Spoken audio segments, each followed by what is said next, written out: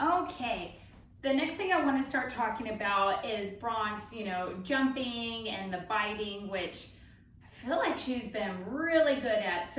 Or she's good at not doing it anymore. So you may still get it at home because that may be, that behavior might have a history with you and she might think that's how she plays with you. So if you have kids in the home, I would encourage them that when they play with Bronx to get toys out, right? So that if they're gonna wrestle or play with her, have something like a big stuffy in their hand that she can grab on that. So there's something else in her mouth. If she, one thing she did at my house was when we were all kind of snuggled watching a movie at night, she would come try to grab the blanket and like pull it off. So that would be a leave it, or sometimes I can just go and is my cue that like I don't like what you're doing. So when she does behavior we don't like, we want to definitely give her feedback, right? So leave it, but then tell her what she should be doing or give her something else. So if we know maybe she really needs to chew on something because she keeps grabbing at stuff, go get her a bone to chew on, stuff a Kong for her, do something else so that she has another place to put her mouth so that we can actually help meet those needs that she has, because chewing is a need for dogs. If she's bored, we could hide some treats in a toy that maybe she has to push around. We could do training with her to keep her active. So there's lots of things we can do to help curb the biting and chewing and that sort of behavior. If nobody can watch her, then she should go in her kennel, because if she destroys furniture, we don't want to just leave her out unattended. Okay, so we want to know where she is and what she's up to. So if she did jump up, we would say off. Okay, so Bronx is pretty good about not jumping up. If she got on the furniture, I would say off and point to the floor. But Bronx, good girl. Yeah, she's pretty good about not jumping up. I could, maybe I'll encourage her to get on the bed. Bronx, since this is up, good girl. Bronx, off. Yes, so I could practice letting her get on something and then get off of something. I don't want to practice on my couch because if you don't want her on the couch ever, we don't want to invite her up, but you can practice with other things like this. Bronx, watch me. Ready? Come on, Bronx. Good girl. Good girl. Good. Good job, Bronx. Bronx, off. Yes. So I reward for getting off. I don't need to reward for getting on. You could practice if you had a stair, you could let her get on the stair and then off the stair. So anything that's slightly elevated, that's okay for her to get on. Let her practice getting on it, and then ask her to get off. Good girl. Do one more. Ready, Bronx? Good girl. Good job. Good. Watch me. Bronx, off. Good girl. Nice.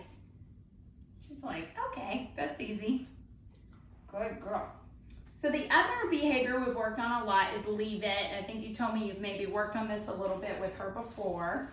So on our leave it, we have several exercises. And leave it means don't touch it, don't pick it up. It's the idea that good things come from you, not from the ground. So I'm gonna get my chicken out. This is exercise 1. I'm gonna put it out. Bronx, leave it. Leave it. Yes. So I'm looking that she backs off. So we'll come a little closer. Leave it. Leave it. Yes, good girl. She's like, Good girl, Bronxy. Leave it. Leave it. Yes. Oh, I'm realizing we've been working a lot on the touch, and she might be, I'm presenting my hand. So she might actually be trying to touch my hand. So I'm going to show you leave it another way. So on this next leave it, I'm going to put it on the ground and cross it off, okay? So I'm saying don't touch what's behind this line. Good. Oh, Bronx, leave it. Leave it. She got a new smell on the floor. Bronx, watch me. Leave it. Good girl. We're going to try that again. Some wonderful smell. Bronx. Leave it. Leave it, Bronx. Yes. Good. So when she does it really well, I'll treat. If I have to sit there and really challenge her on it, I'll just say, good girl, I don't need to give a piece of food. But if she does it really well, I'll pay up well. If she gives me a mediocre response, I'll give a mediocre reward. Leave it. Yes, good girl. Good girl, Bronxy. Okay, so exercise 1's putting it in our hand, and we want her to leave it. Exercise 2, we put it on the floor and cross it off. And then our final exercise, I'm gonna stand up, I'm gonna drop it and block it with my foot. So leave it.